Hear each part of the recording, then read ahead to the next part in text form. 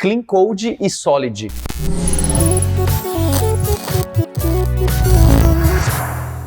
Eu sou o Paulo Silveira. Eu sou o Alberto Souza.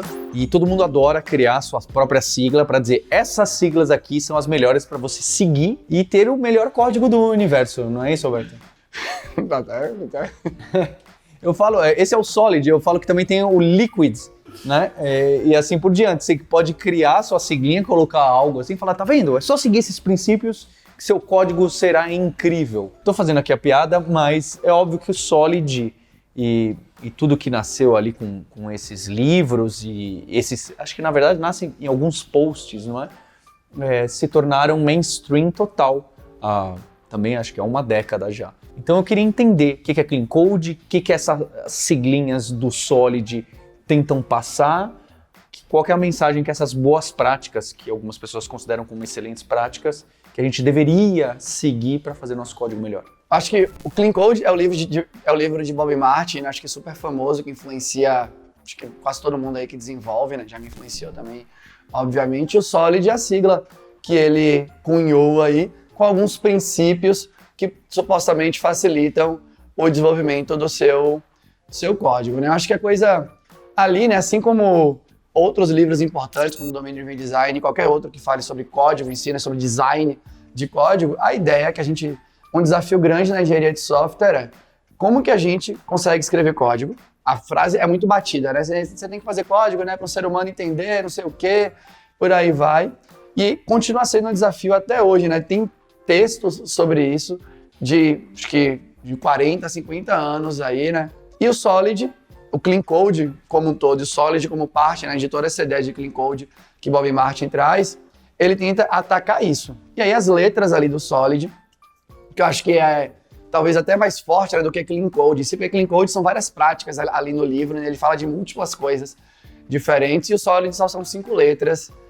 Então, só passando rápido, né? O S da responsabilidade única, né? O O do princípio do aberto fechado, o L aí de Liskov, o I do princípio da segregação pelas interfaces e o D do princípio da inversão ali, né? Das dependências e tudo mais. Cada letra supostamente poderia te ajudar. Quais que eu mais vejo sendo debatidas no mercado? O S. O S, que é o princípio da responsabilidade única. Acho que a ideia me parece boa, mas provavelmente você, assim como eu, já participou de rodas de discussão em debates muito calorosos sobre o que é esse S.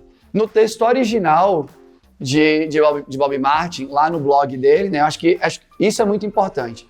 A melhor pessoa para você saber o que significa cada uma das letras é o cara que criou as letras aí, né? Então eu fui olhar para o que ele escreveu. E na ideia dele, ele fala muito disso, né?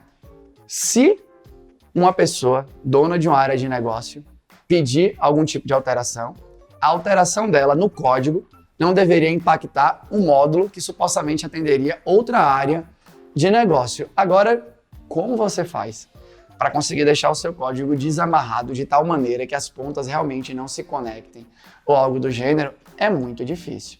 Então eu acho, né, que a ideia é legal olhar para o Solid, olhar, né? Vou pegar, por exemplo, tem princípios que as pessoas, pelo menos eu, pela minha observação, né, demoram muito de entender que é o S. Liskov. Todo mundo lembra, né? O L. O L. O L de Liskov, né? Então, você vai ler lá o artigo científico dela, quando ela fala sobre isso, é até difícil de entender que tem coisas de matemática e tal, que a classe que está herdando tem que, de alguma forma, né, manter ali os comportamentos. Mas é difícil da pessoa pensar um pouco sobre isso, né? Porque primeiro que você tem poucos cenários que você faz uma herança no seu sistema que realmente tem que ser uma coisa genérica para múltiplas partes e tal, a não ser que você esteja fazendo um framework ou algo do gênero. E é difícil você pensar, né, no que é manter o comportamento. Eu lembro de um podcast que você gravou com Anish, né, no hipsters.tech. Tá aqui o link desse podcast com o Maurício Anish sobre Solid, que a gente discute cada uma das letras para você ouvir também. Então, por exemplo, né, quando você vai ter ali uma herança que você vai reescrever, né, o comportamento de um método, esses métodos têm ali, né, valida a entrada. Então, essa validação de entrada tem que ser respeitada na herança. Então, o princípio de Liskov fala muito sobre isso. E quando você olha assim, né, você fala, mas como é que eu vou saber qual que é a validação? Porque a validação é um detalhe de implementação ali dentro, né, que de alguma forma tem que estar exposto na interface pública do que você está herdando. Então, quando você olha para os princípios, eu acho legal, de alguma forma, tentar se inspirar, mas acho muito perigoso seguir como se fosse uma bíblia do desenvolvimento de software, né? Eu lembro que uma vez eu vi em algum lugar a seguinte explicação: se a sua classe tem mais de um método, quer dizer que não tem responsabilidade única. É difícil. E aí você tem, né? Pode ser que sua classe tenha um método. Pode ser, porque ela tem, sei lá, talvez se ela tiver um atributo ou dois, um método utiliza os dois atributos e por aí vai. Mas, de novo, é difícil você mensurar isso dentro do seu código. Então, eu acho que pelo Solid ainda não dá para você, né, olhar e falar assim, vou seguir isso, porque é garantido que meu código vai ficar muito bom. Eu acredito que essa discussão apareça em muitos casos, né? Tanto no microscópico quanto no arquitetural.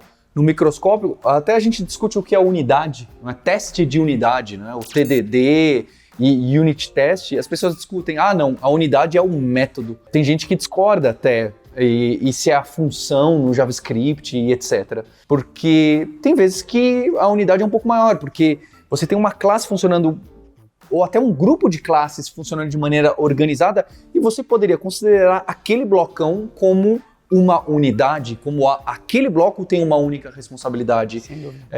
E às vezes alguns blocos menores têm uma responsabilidade. Será que isso aqui é uma ou duas? Eu acho que se você tentar encaixar uma fórmula perfeita, achar que você vai ter uma fórmula para criar código, seria um problema determinístico e desvendado. Seria muito simples criar sistemas. Basta você seguir uma única fórmula. Eu acho que o Solid, Clean Code, assim como outros livros e outros grandes pensadores, trazem pra gente provocações. Falam, olha, esse seu objeto, essa sua classe, esse seu método, tem só uma responsabilidade? Não tem, mas é porque... então tudo bem. Então, se você consegue colocar uma pergunta e ter uma resposta, por que aquela sua classe tem aquele desenho e faz sentido, eu tô tranquilo com isso. O que eu não tô tranquilo é...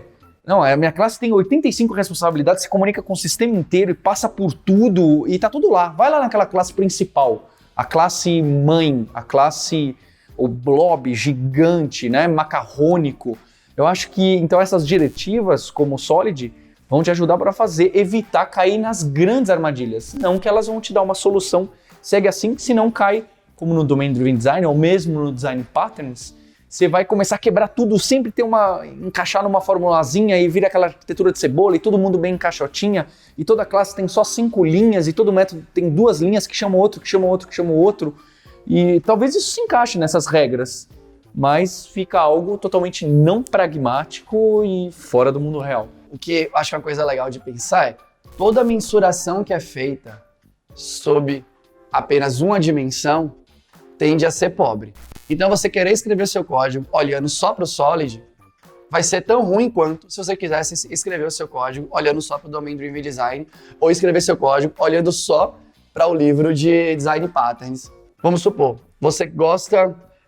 A letra do Solid que eu sou mais crítico é o S, porque eu acho que é muito aberto.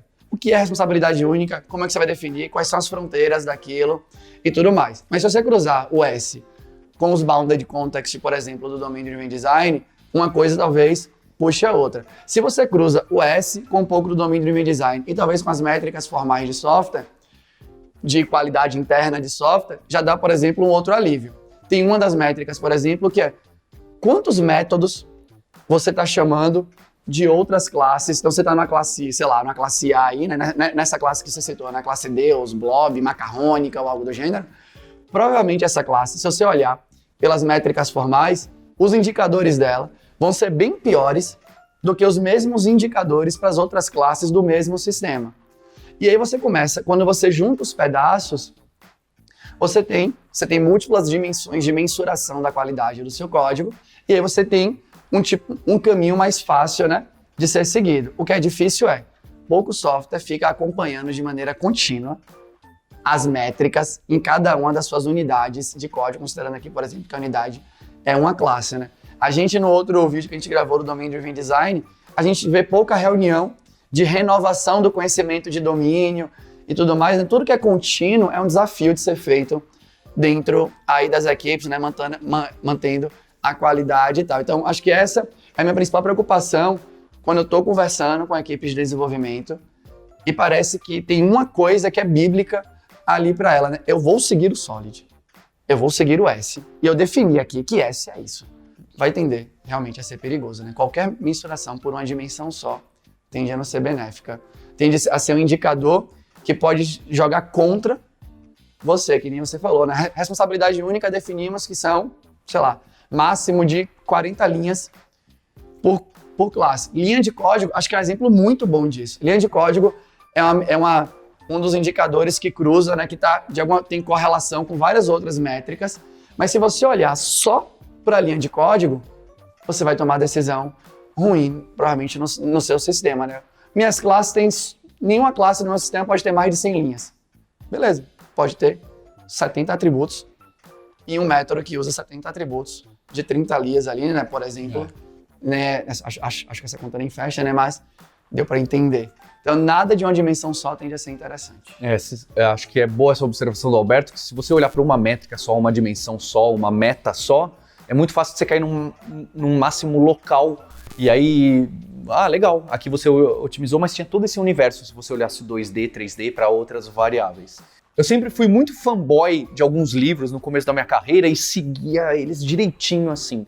E hoje em dia eu sou bem mais aberto. Eu tento levar algumas regras mais gerais e uma que eu pessoalmente gosto e considero um código limpo é: se você precisa fazer algo que o código se considera, poxa, mas aqui eu tô quebrando um pouco o Solid, aqui eu tô quebrando alguma coisa e o código tá ficando um pouco mais sujo, que isso seja feito de uma maneira, entre aspas, encapsulada em um local só.